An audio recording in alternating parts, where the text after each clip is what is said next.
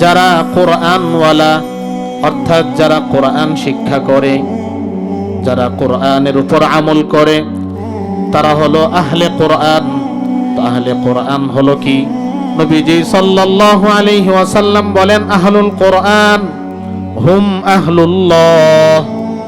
যারা কোরআনওয়ালা পৃথিবীতে দেখো, যারা কোরআন পড়ে, যারা কোরআনের উপর আমল করে, এরা হলো আহলুল্লাহ, আল্লাহ তাআলার পরিবারস্থ লোক। বলেন সুবহানাল্লাহ।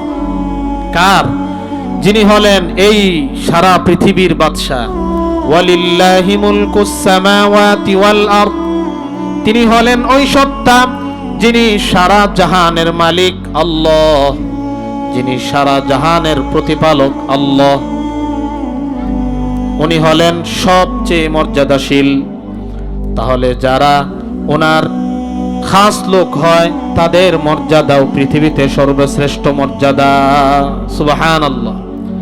নবীজি সাল্লাল্লাহু আলাইহি ওয়াসাল্লাম বলেন, যারা কোরআন জ্ঞান অর্জন করে, কোরআন তেলাওয়াত করে, কোরআন শিক্ষা করে, তারা হলো আল্লাহ তাআলার নিকট আত্মীয় লোক, একমাত্র খাস লোক। বলেন সুবহানাল্লাহ। কারা খাস লোক? যারা কোরআন তেলাওয়াত করে, তারা হলো আল্লাহ তাআলার খাস লোক। ওয়া খাসাতুহু, এবং আল্লাহ পাকের একবারে আপন লোক। বলেন সুবহানাল্লাহ। এই জন্য কোরআন এমন এক কিতাব, যেই কিতাব সর্বশ্রেষ্ঠ কিতাব। পৃথিবীর মধ্যে এর চেয়ে শ্রেষ্ঠ কোনো গ্রন্থ আর পৃথিবীতে নাই। ঠিক না বে ঠিক? আল্লাহ তাআলা আসমান থেকে 104টা কিতাব নাজিল করেছেন, তার মধ্য থেকে শ্রেষ্ঠ কিতাব হলো কোরআন কালামুল্লাহ। আল্লাহ পাকের কোরআন হলো, আল্লাহ পাকের কিতাব হলো সর্বশ্রেষ্ঠ কিতাব। এই কিতাব শুধু দুনিয়াতে আছে এমন নয়। আল্লাহ বলেন, বাল হুয়া কুরআনুম মাজিদ ফি লাউহিম মাহফুজ। প্রকৃতপক্ষে যে কোরআন, আসল কপি, এটা হলো আল্লাহ রাব্বুল আলামিন লৌহে মাহফুজের মধ্যে সংরক্ষণ করে রেখেছেন। বলেন সুবহানাল্লাহ।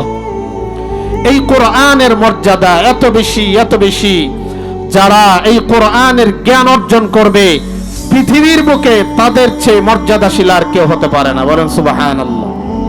কেমন মর্যাদা? এক হাদিসের মধ্যে নবীজি সাল্লাল্লাহু আলাইহি ওয়াসাল্লাম বলেন, মান সালাকা তরিকান ইয়াতলুবু ফীহি ইলমান সালাকাল্লাহু বিহি তরিকাম মিন তুরুকিল জান্নাহ। হযরত মুহাম্মদ মুস্তাফা সাল্লাল্লাহু আলাইহি ওয়াসাল্লাম বলেন, যারা কোরআন অন্বেষণ করার ক্ষেত্রে, দ্বীনি ইলম অন্বেষণ করার ক্ষেত্রে কোনো রাস্তার বের হয়, কোনো রাস্তা অবলম্বন করে, কোনো পথে বের হয়, তাবলীগেও বের হইতে পারে, মাদ্রাসাতেও আসতে পারে, তালিম উদ্দিনেও ভর্তি হতে পারে, ছোট হোক বড় হোক বৃদ্ধ হোক, সবাই কোরআনের জ্ঞান অর্জন করতে পারে। যে কেউ কোরআনের জ্ঞান ইলম অর্জন করার জন্য, হাদিসের জ্ঞান অর্জন করার জন্য ঘর থেকে বের হবে, কিসের জন্য? কোরআনের জ্ঞান অর্জন করার জন্য। সালাকাল্লাহু বিহি তরিকাম মিন তুরুকিল জান্নাহ। জান্নাতে যাওয়ার অনেক পথ আছে। আল্লাহ রাব্বুল আলামিন ওই ব্যক্তির জন্য জান্নাতের অনেকগুলো পথ থেকে একটা পথ জান্নাতে যাওয়ার জন্য সহজ করে দিবেন। বলেন সুবহানাল্লাহ। এক নাম্বার হলো, যে ব্যক্তি দ্বীনি ইলম, কোরআনের জ্ঞান, কোরআনের তেলাওয়াত, কোরআনের শিক্ষা, হাদিসের শিক্ষা অর্জন করার জন্য কোনো ব্যক্তি যদি ঘর থেকে বের হয়, আল্লাহ তাআলা তাকে জান্নাতে যাওয়ার রাস্তা সহজ করে দেন। বলেন সুবহানাল্লাহ। দুই নাম্বার, নবীজি সাল্লাল্লাহু আলাইহি ওয়াসাল্লাম বলেন, ওরে আমার উম্মতের দল, তোমরা যে ছোট্ট ছোট্ট বাচ্চাদেরকে দেখো, মাদ্রাসার ছাত্রদেরকে দেখো, তারা কোরআন শিক্ষা করে। কি শিক্ষা করে? এই মাদ্রাসায় যে ছাত্ররা আছে তারা কি শিক্ষা করে? কোরআনের জ্ঞান শিক্ষা করে। ও তাদেরকে যে দেখতেছো, এরা কোনো সাধারণ ব্যক্তি না, এরা সমাজের সবচেয়ে নিম্ন শ্রেণীর ব্যক্তি না যে তাদের সাথে খারাপ আচরণ করবে। সাবধান সাবধান, তাদের সাথে স্নেহমূলক আচরণ করবে, তাদের সাথে ভালো আচরণ করবে, যদিও তারা দুষ্টামি করে তাদেরকে বোঝাবে, কিন্তু তাদের সাথে খারাপ আচরণ করা যাবে না। কেন? নবীজির ভাষা অনুযায়ী এই পৃথিবীর মধ্যে শ্রেষ্ঠ ব্যক্তিদের মধ্যে এই ছাত্ররাও হলো একজন শ্রেষ্ঠ ব্যক্তি। বলেন সুবহানাল্লাহ। ঠিক না ঠিক? ছাত্ররাও শ্রেষ্ঠ ব্যক্তি। কিভাবে শ্রেষ্ঠ ব্যক্তি? আল্লাহ রাসূল সাল্লাল্লাহু আলাইহি ওয়াসাল্লাম বলেন, যারা কোরআনের জ্ঞান অর্জন করে, হাদিসের জ্ঞান অর্জন করে, তারা যখন পথে চলে, ওয়া ইন্নাল মালাইকাতা, ফেরেশতারা, নূরের ফেরেশতারা যাদেরকে আল্লাহ রাব্বুল আলামিন সৃষ্টি করেছেন, ফেরেশতারা এই তালিবুল ইলমদের পায়ের নিচে হাঁটার সময় তাদের নূরের পাখাগুলো বিছায়া দেয় আর বলে, আমাদের পাখার উপর দিয়ে তোমরা হেঁটে চলে যাও। সুবহানাল্লাহ। তাদের মর্যাদা আল্লাহ তাআলা বাড়িয়েছেন। এরপর হাদিসের মধ্যে আছে, ওয়া ইন্নাল আলিমা, আর যে আলেম হয় তার জন্য ক্ষমা চাওয়া হয়, মানে ক্ষমা চায়, ক্ষমা প্রার্থনা করে আল্লাহ তাআলার কাছে। কারা? কমান ফিল আরদি, জমিনের মধ্যে যারা আছে প্রত্যেকেই তালিবুল ইলম, এবং যারা কোরআনের জ্ঞান শিক্ষা করে, হাদিসের শিক্ষা অর্জন করে, ফিকহের জ্ঞান অর্জন করে, তাদের জন্য কারা ইস্তিগফার করে, আল্লাহ তাআলার কাছে ক্ষমা প্রার্থনা করে। কারা করে? আসমান এবং জমিনের মধ্যে যত মাখলুক আছে, সমস্ত মাখলুক এই যারা কোরআনের জ্ঞান অর্জন করতেছে তাদের জন্য ক্ষমা প্রার্থনা করে। বলেন সুবহানাল্লাহ। আমার আপনার জন্য তারা কি করে না? ক্ষমা প্রার্থনা করে না। পশু পাখি আমরা যা দেখি, কুকুর দেখি, বিড়াল দেখি, যা কিছু দেখি, গরু ছাগল দেখি, তারা কিন্তু ইস্তেগফার পড়ে। কি পড়ে? ইস্তেগফার পড়ে। কাদের জন্য? যারা কোরআনের জ্ঞান অর্জন করে, তালিবুল ইলমদের জন্য। বলেন সুবহানাল্লাহ। শুধু তাই নয়, নবীজি সাল্লাল্লাহু আলাইহি ওয়াসাল্লাম বলেন, তাদেরকে ফেরেশতারা তো নূরের পাখা বিছিয়েই দেয়, এবং জমিনের মধ্যে যত প্রাণী আছে তাদের জন্য তো মাগফিরাত করতেই থাকে, এমনকি সমুদ্রের মাছ পর্যন্ত তাদের জন্য মাগফিরাতের দোয়া করে। বলেন সুবহানাল্লাহ। তাহলে এই পৃথিবীতে আল্লাহর হাবিব সাল্লাল্লাহু আলাইহি ওয়াসাল্লাম বোঝাতে চাচ্ছেন, যারা কোরআনের জ্ঞান অর্জন করবে, হাদিসের জ্ঞান অর্জন করবে, তারাই হলো এই পৃথিবীর মধ্যে শ্রেষ্ঠ ব্যক্তি। ঠিক না ঠিক? শুধু তাই নয়, নবীজি সাল্লাল্লাহু আলাইহি ওয়াসাল্লাম আরেকটা কারণ বলেন, ইন্নাল উলামা ওয়ারাসাতুল আম্বিয়া। যারা কোরআনের জ্ঞান অর্জন করে, হাদিসের জ্ঞান অর্জন করেছে, তাদেরকে কি বলা হয়? আলেম বলা হয়। কি বলা হয়? আলেম। নবীজি সাল্লাল্লাহু আলাইহি ওয়াসাল্লাম বলেন, যারা দেখতেছো আলেম, তোমাদের সমাজে যারা আলেম আছে, কোরআনের জ্ঞান অর্জন করেছে, তারাই হলো আলেম।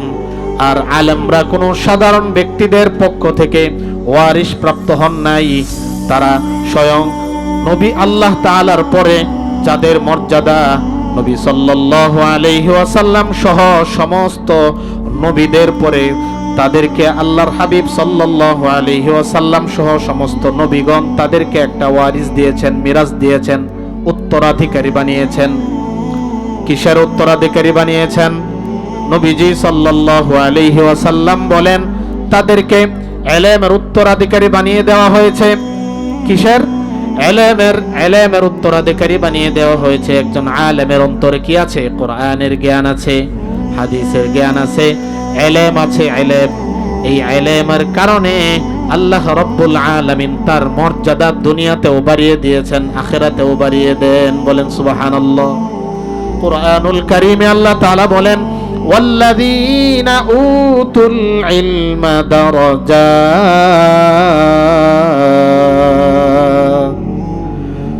যাদেরকে আল্লাহ রাব্বুল আলামিন দুনিয়াতে এই নবীদের ওয়ারিস হিসাবে ইলম দান করা হয়েছে, তাদের মর্যাদা শুধু একটা নয়। আল্লাহ তাআলা বলেন, তাদের মর্যাদা আমি দুনিয়াতে অনেক মর্যাদা বাড়িয়ে দেই, এবং আখিরাতে তাদের মর্যাদা আরো বহু গুণে বাড়াইয়া দেই। বলেন সুবহানাল্লাহ। কেমন মর্যাদা? রাসূল করিম সাল্লাল্লাহু আলাইহি ওয়াসাল্লাম বলেন, ফাদলুল আলিমি আলাল আবিদি কাফাদলি আলা আদনাকুম। নবীজি সাল্লাল্লাহু আলাইহি ওয়াসাল্লাম বলেন, হে আমার উম্মতেরা শুনে রাখো, জেনে রাখো আমার মর্যাদা কেমন তোমাদের উপর। বলো, আমাদের মর্যাদা তোমাদের উপর কেমন? কত মর্যাদা? ফজলুল আলিমি আলাল আবিদি বলতেছে একজন আবেদ, একজন আবেদ, আবেদ বলা হয় এমন ব্যক্তিকে যার ইলম নাই কিন্তু সে ইবাদত করে, তাহাজ্জুদ ছাড়ে না, ইশরাক ছাড়ে না, কোনো ইবাদত, কোনো নফল ইবাদত সে সহজে ছাড়ে না, তাসবিহ তাহলিল সব সময় করে, জিকির করে, সব সময় আল্লাহ পাকের ইবাদত করে, আল্লাহ পাকের জিকির করে, আল্লাহ পাকের স্মরণ করে। তো আল্লাহ তাআলা তাদেরকে, নবী সাল্লাল্লাহু আলাইহি ওয়াসাল্লাম বলেছেন এরা হলো আবেদ। এরা কি আবেদ? আবেদ মানে সব সময় তারা কি করে? ইবাদত বন্দেগী করে, নফল ইবাদত তারা ছাড়ে নাই, কখনো ছাড়ে না। এদেরকে বলা হয় আবেদ। আর আলেম কাকে বলা হয়? যার মধ্যে কোরআনের জ্ঞান আছে, হাদিসের জ্ঞান আছে, তাকে কি বলা হয়? আলেম বলা হয়। তো নবীজি সাল্লাল্লাহু আলাইহি ওয়াসাল্লাম বলতেছেন, দেখো একজন হলো আলেম আর একজন হলো আবেদ। এই আবেদের তুলনায় আলেমের মর্যাদা কেমন? নবীজি সাল্লাল্লাহু আলাইহি ওয়াসাল্লাম বলতেছেন, দেখো আমার মর্যাদা তোমাদের উপর যেমন একজন আলেমের মর্যাদা, আর শত শত হাজার হাজার লক্ষ লক্ষ আবেদের তুলনায় তার মর্যাদা তেমন। বলেন সুবহানাল্লাহ। নবীজি সাল্লাল্লাহু আলাইহি ওয়াসাল্লাম আরেকটা উপমা দেন, আরেকটা উপমা, যে একজন আলেমের মর্যাদা হলো কেমন? দেখো তোমরা আসমানের দিকে তাকিয়ে দেখো, লক্ষ লক্ষ তারকারাজি আল্লাহ তাআলা সৃষ্টি করেছেন, আবার চাঁদও সৃষ্টি করেছেন, পূর্ণিমার চাঁদ। এই তারকারাজির মধ্য থেকে সবচেয়ে বেশি সুন্দর এবং মর্যাদাশীল হলো পূর্ণিমার চাঁদ। বলেন সুবহানাল্লাহ। ঠিক না ঠিক? তারকারাজি লক্ষ লক্ষ তারকা, এই তারকার চেয়ে সুন্দর আর মর্যাদাশীল কোনটা? পূর্ণিমার চাঁদ। কোনটা? পূর্ণিমার চাঁদ। তো লক্ষ লক্ষ তারকার চেয়ে যেমন মর্যাদা কার বেশি? পূর্ণিমার চাঁদের বেশি। নবীজি সাল্লাল্লাহু আলাইহি ওয়াসাল্লাম বলেন, কাফজলি আলা সাইরিল কাওয়াকিব ফজলুল আলিমি আলাল আবিদি। একজন আলেমের মর্যাদা এইরকম লক্ষ লক্ষ তারকার চেয়ে একটি পূর্ণিমার চাঁদের যেমন মর্যাদা, একজন আলেমের মর্যাদা লক্ষ লক্ষ আবেদের চেয়েও বেশি মর্যাদা। বলেন সুবহানাল্লাহ। তাহলে একজন কোরআনের যার জ্ঞান আছে, কোরআনের যে আলেম, তার মর্যাদা পৃথিবীর বুকে সর্বশ্রেষ্ঠ কি সর্বশ্রেষ্ঠ না? সর্বশ্রেষ্ঠ মর্যাদা। এটা কে দিয়েছেন? আল্লাহ তাআলা দিয়েছেন। কে দিয়েছেন? আল্লাহ তাআলা দিয়েছেন। কেন দিয়েছেন? ওই যে হাদিস বললাম, নবীজি সাল্লাল্লাহু আলাইহি ওয়াসাল্লাম বলেছেন, ইন্নাল উলামা ওয়ারাসাতুল আম্বিয়া। উলামায়ে কেরাম হলেন নবীদের ওয়ারিস। ওয়ারিস লাম ইউওয়ারিসু দিনারাও ওয়ালা দিরহামা। এই যে উলামায়ে কেরাম, এরা কোনো টাকা পয়সার ওয়ারিস বানান নাই। এদেরকে নবী আলাইহিমুস সালাতু ওয়াস সালাম সহ সমস্ত আম্বিয়া কেরাম যে ওয়ারিস দিয়েছেন, মিরাস দিয়েছেন, উত্তরাধিকারী বানিয়েছেন, এটা কোনো টাকা পয়সা দেন নাই। কি বলেন? টাকা পয়সা দিছে? টাকা পয়সা দেন নাই, কোনো ধন দৌলতের উত্তরাধিকারী বানান নাই। নবীজি সাল্লাল্লাহু আলাইহি ওয়াসাল্লাম বলেন, ওয়া ইন্নামা ওয়ারাসুল ইলমা।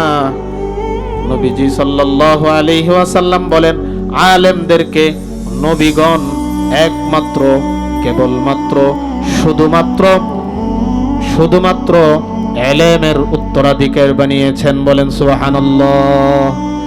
এই জন্য দুনিয়াতে মর্যাদাশীল ব্যক্তি যদি আমরা দেখতে চাই, সম্মানিত ব্যক্তি দেখতে চাই, তাহলে কোরআনের যত পাখি আছে তারাই হলো এই সমাজের মধ্যে সম্মানিত ব্যক্তি। ঠিক না বে ঠিক? আওয়াজ দিয়ে বলেন ঠিক না বে ঠিক? কারা? যারা কোরআনের জ্ঞান অর্জন করে, হাদিসের জ্ঞান অর্জন করে, তাদের মর্যাদা এই আসমানের নিচে, জমিনের উপরে তাদের মর্যাদাও কি সবচেয়ে বেশি। আমরা তো মর্যাদা মনে করি যে যাদের টাকা আছে, যাদের ধন দৌলত আছে, তাদের মর্যাদাই কি দুনিয়াতে বেশি, কিন্তু আল্লাহ তাআলার কাছে তাদের মর্যাদা দুনিয়াতে বেশি নয়। আল্লাহ তাআলা মর্যাদা দিয়েছেন যারা আলেম, যারা হাফেজ, তাদের মর্যাদাই কি সবচেয়ে বেশি। শুধু দুনিয়াতে নয়, আখিরাতেও আল্লাহ তাআলা তাদের মর্যাদা বাড়ায়া দিবেন। কোথায়? আখিরাতেও কি আল্লাহ তাআলা এই যারা কোরআনের জ্ঞান অর্জন করবে, কিসের জ্ঞান? কোরআনের জ্ঞান, তো আল্লাহ তাআলা তাদের মর্যাদা আখিরাতেও কি বাড়িয়ে দিবেন। বলেন সুবহানাল্লাহ। কিয়ামতের ময়দানে, কঠিন ময়দানে, যেদিন সমস্ত মানুষ পেরেশানির মধ্যে থাকবে, সমস্ত মানুষ বিচারের অপেক্ষায় থাকবে, কিন্তু বিচার ব্যবস্থা কায়েম হবে না। সমস্ত মানুষ পেরেশানির মধ্যে থাকবে, চিৎকার করতে থাকবে, চিল্লাইতে থাকবে, দৌড়াইতে থাকবে। কেমনে দৌড়াইতে থাকবে?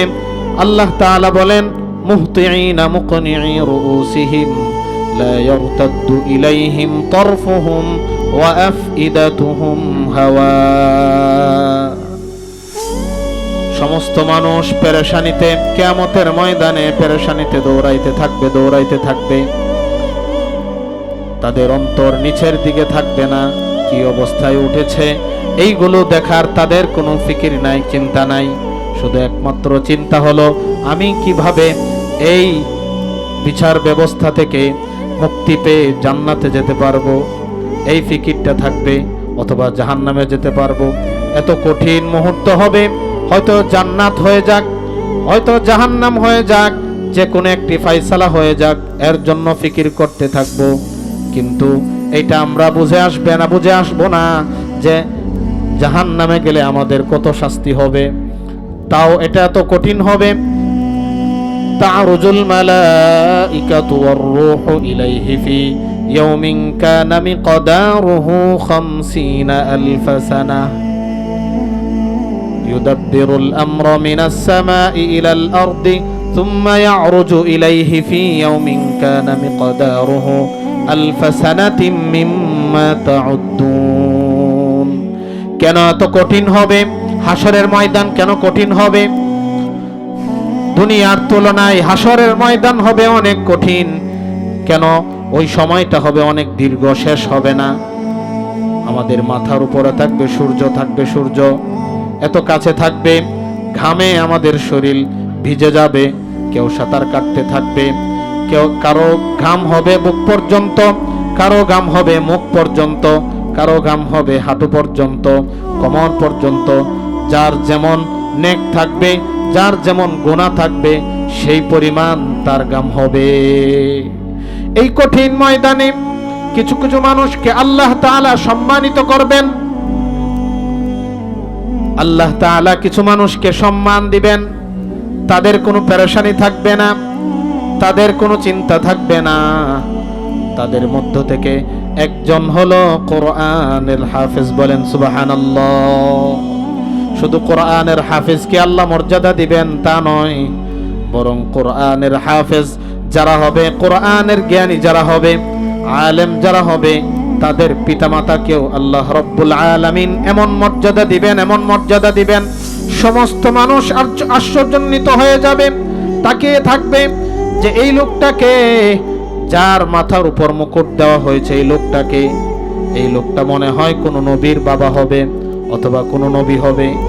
কিন্তু মানুষ বলবে না, এটা কোনো নবী নয়, এটা কোনো নবীর বাবাও নয়, এটা কোনো নবীর আত্মীয়ও নয়, এটা একজন গরিব বাবার, একজন গরিব বান্দার একমাত্র সন্তান।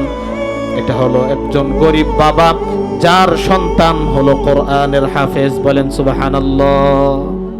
তো ওই দিন আল্লাহ তাআলা এই কোরআনের বদৌলতে, এই কোরআনের কে সম্মান প্রদর্শন করে আল্লাহ তাআলা মানুষকে এইভাবে সম্মানিত করবেন। কিয়ামতের ময়দানে আরো মর্যাদা দিবেন। কবরের মধ্যে হাদিসের মধ্যে আসছে, ওয়াল কোরআনু হুজ্জাতুন লাকা আও আলাইকা। আজকেও আমরা একজন মাকে কবরস্থ করে আসছি, ঠিক না ঠিক?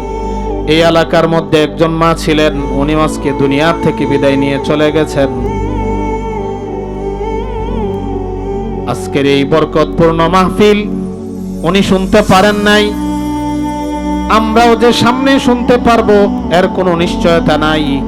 এই জন্য আমাদের উচিত হলো এই কোরআনুল কারীমের মাহফিল থেকে কিছু সংগ্রহ করে বাড়িতে নিয়ে গিয়ে যদি আমল করতে পারি, আর এর উপর আমল করতে পারি, তাহলে হতে পারে এর ওসিলায় আমরা জান্নাত পেয়ে যাব। বলেন সুবহানাল্লাহ। এই জন্য এই মাহফিলে আমরা সকলেই দ্রুত আসি এবং বড় বড় উলামায়ে কেরামগণ ওয়াজ করবেন, মাহফিল করবেন, আমাদের সামনে কোরআন এবং হাদিস থেকে কি আলোচনা করবেন। তো আমাদের উচিত হলো কি এই মাহফিলকে কামিয়াব করা। এজন্য যারা বাহিরে ঘুরতেছি তারাও চলে আসি। তো বলতেছিলাম যে কোরআনুল কারীমের মর্যাদা আল্লাহ তাআলা এত বাড়িয়ে দিয়েছেন, যারা কোরআনের সংস্রবে যাবে, কোরআনের সাথে সম্পর্ক হবে, তাদের মর্যাদা আল্লাহ দুনিয়াতে বাড়িয়ে দিবেন, আখিরাতেও বাড়িয়ে দিবেন। বলেন সুবহানাল্লাহ। মানুষ যখন মৃত্যুবরণ করবে, যদি সে কোরআন পড়ে এবং কোরআনের জ্ঞান অর্জন করে, তাহলে কোরআন তার সঙ্গী হয়ে যাবে। কার সঙ্গী হবে? কোরআন এই ব্যক্তির সঙ্গী হয়ে যাবে। হাদিসের মধ্যে আসছে, কোনো ব্যক্তি যদি মৃত্যুবরণ করে, মৃত্যুবরণ করার পর তার সাথে একটা অন্য চেহারার একটা লোক তার সঙ্গে যাবে। তো মৃত ব্যক্তি তাকে চিনতে পারবে না। মৃত ব্যক্তি জিজ্ঞেস করবে, তুমি কে? তো ওই ব্যক্তি প্রশ্নের উত্তরে বলবে, আমি তো তোমার সঙ্গী। তুমি যেমন দুনিয়াতে আমাকে সঙ্গী হিসাবে বানিয়েছিলে, আজকেও আমি তোমাকে সঙ্গী হিসাবে বানাইলাম। বলেন সুবহানাল্লাহ। এরপর সে যখন কবরে যাবে, কবরে যখন তাকে রাখা হবে, কোরআনওয়ালাকে, আসহাবে কোরআনকে, কোরআনওয়ালাকে যখন কবরস্থ করা হবে, তখন এই কোরআন তার সঙ্গ দিতে থাকবে। বলেন সুবহানাল্লাহ। আর বলবে, তোমাকে যতক্ষণ পর্যন্ত জান্নাতে না পৌঁছাবো, ততক্ষণ পর্যন্ত তোমার সঙ্গ আমি ছাড়বো না। বলেন সুবহানাল্লাহ। এই কোরআন জান্নাতে পৌঁছানোর আগ পর্যন্ত কোরআনওয়ালাকে সঙ্গ দিয়েই যাবে। বলেন সুবহানাল্লাহ। এই জন্য আল্লাহ রাসূল বলেন, ওয়াল কোরআনু হুজ্জাতুন লাকা আও আলাইকা। যদি তুমি কোরআনের উপর আমল করো, তাহলে এই কোরআন তোমার সঙ্গী হবে, তোমার দলিল হবে। আর যদি দুনিয়াতে এই কোরআন থেকে দূরে সরে যাও, কোরআনের উপর আমল না করো, কোরআনের পাখিদেরকে সহযোগিতা না করো, কোরআনের মাদ্রাসায় সহযোগিতা না করো, আলেম যদি না হও, ছাত্র যদি না হও, আলেমকে সহযোগী যদি না হও, যদি আলেমের বিদ্বেষ হয়ে যাও, আলেমের বিদ্বেষ হয়ে যাও, কোরআনের বিদ্বেষ হয়ে যাও, ওয়ালা তাকুন খামিসান। আল্লাহ বলেন, আল্লাহর হাবিব বলেন, তুমি 5 নাম্বার হয়ো না, আলেমের বিদ্বেষকারী হয়ো না, তাহলে ফাতুহলিক, তুমি ধ্বংস হয়ে যাবে। কিভাবে ধ্বংস হবে?